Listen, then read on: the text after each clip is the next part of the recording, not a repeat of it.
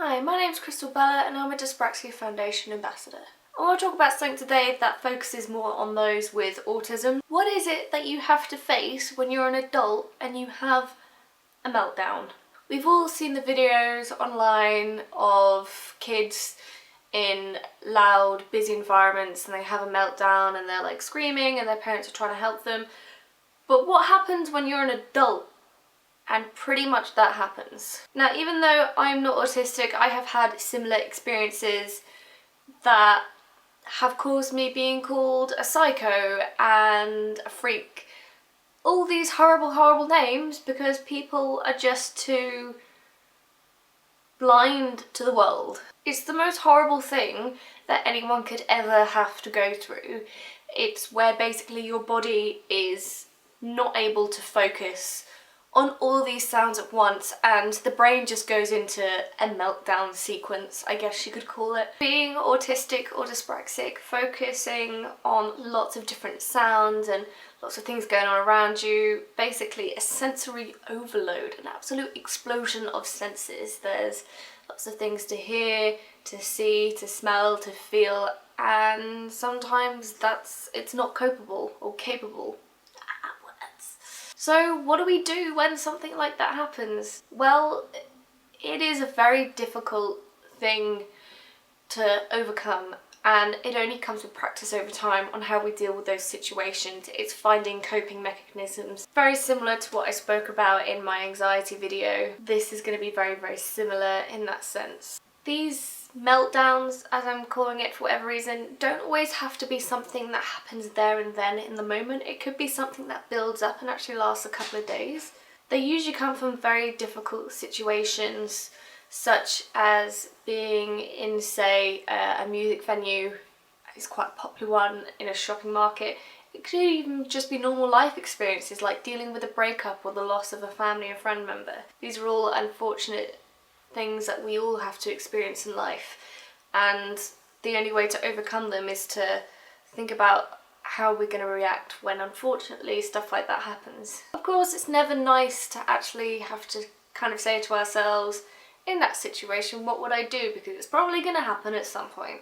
Obviously, we don't want to look at it quite as bluntly as that, but kind of in these situations, what am I going to do to help myself cope? Because it's not just ourselves that it affects the people around us as well. I'm sure, as we all know, seeing other people struggle isn't very nice to see. One thing that I personally like to do is to focus on a particular thing. You can buy online, which I said in my last video and I still haven't purchased, is a small furry, it's either like a cat or a dog, and it breathes, so it moves. And that's a good thing to focus on. A lot of people will have it and they'll hold it against their chest and feel it breathing, and they can then, or you guys can then match your breathing to go with it. So you have something to focus on to kind of help you relax in that moment, take your mind away from whatever it is that's happening right there and then. Another thing to do is to maybe focus on one particular sound, which can be very difficult when you have a neurological disorder. But if there is a particular sound that really sticks out to you, then definitely try and focus on that. Some people have different tics that they do as well. I've known a lot of people to kind of do this, to put their fingers together and focus on that, because it's quite a difficult thing to actually do, especially now that I'm doing it. Wow, it's quite hard. Just ensuring that you relax your body in times like that. As for the meltdowns, whatever we want to call it, that happen over a period of time, what we need to do in those moments is ensure that we're doing healthy things to overcome that. Ensuring that we're not sleeping in bed all day, we're not binging on awful food, we are getting some fresh air. It's completely fine and absolutely in no way wrong to want to sleep in bed all day when we're having an issue. It's just ensuring that we're spending the right amount of time doing that and that we're not leaving it too long to the point where we're staying in bed for days on end. And it's okay to binge out on unhealthy food, but again, we have to ensure that we know our limit on that as well, so that we can then overcome that, get back into our routine, because routine is so important. And if we stay out of that routine too long, it will only make the issue that you're having prolong even more. definitely make sure that you're trying to get as much sleep at the right time as possible as well. So making sure that we're sleeping at night, not during the day. During the day we're keeping ourselves busy and active, even if it means taking a half-hour walk around where we live. And then in the evening, maybe having some chamomile tea, some lavender rubs, just to help you get to sleep, and doing some muscle tensing like I mentioned in my sleep aid video. That will definitely help with getting to sleep. And setting an alarm for a good time in the morning. I personally have a lamp that will slowly, progressively turn on in the morning, and then an alarm will go off. And what that basically allows you to do is wake up naturally, and then when the alarm goes off, you're kind of like, okay, now I really should get up.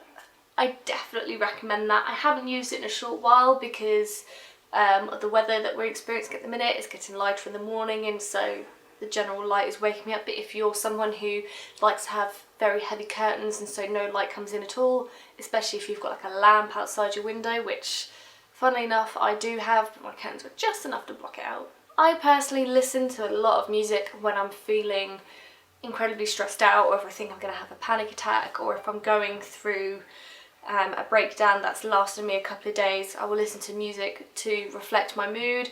I will tend to listen to very aggressive music to start off with first, allow me to get out all of my feelings, to express everything that's kind of going through my body, and then I'll slowly bring in some more relaxing music once I've gotten rid of all that energy that I have. I will also do a lot of exercise as well, which I hate exercise, I can't stand it, but I've managed to get this into a routine where when I'm feeling really frustrated or upset or anything like that, I will exercise, and it just really helps me take my mind off of things. It helps me exhaust my body so that I can sleep much better at night. It just, I don't know, for me that really works. It might not work for you guys, but I would say definitely give it a go, because anyone else I know who've done it has said it's worked for them as well. So definitely give that one a go. I highly recommend it. If you look on the NHS website, there's a lot of helpful things on there in terms of how to deal with things like anxiety attacks and breakdowns. I personally would just look at the anxiety page, because there's a lot in there that kind of coincides with a breakdown as well. Again, I can't speak on experience on having an autistic breakdown, but being dyspraxic, I do have those as well, and I live with a very high demanding anxiety levels. So I kind of get the gist on everything there. Of course, I'm no professional, but I would say definitely give these little ideas a go and let me know how they go for you. If there's anything that you guys have experienced and that you've done that have helped you overcome that, please do let me know in the comments, because I'm always open to new ways of coping with stuff like that. Anxiety is an ever long growing thing. I feel like my body learns what I'm trying to do and then overcomes that. It's like a virus. It's killing my antibiotics. Well, not quite. My methods at the moment work fine, but I would like to try out new methods as well to see if they work any quicker. But also to help you guys as well. If I come across a method that you guys have recommended and I think it works well, then I would definitely share that with everyone. If there's any more questions you guys want to ask me on the topic, then you can tweet at me. My Twitter links are in the down bar, and if you want to message anything privately, then I've got Tumblr as well as an email down there. I respond to almost every single email. I spend a lot of evenings going through those, and I really appreciate your messages to me. They're very lovely. Okay, well, that's everything for today. I hope this has been a useful video. It's been useful for me talking about it, which is kind of the main reason I do these. Anyway, have a nice day. Bye bye.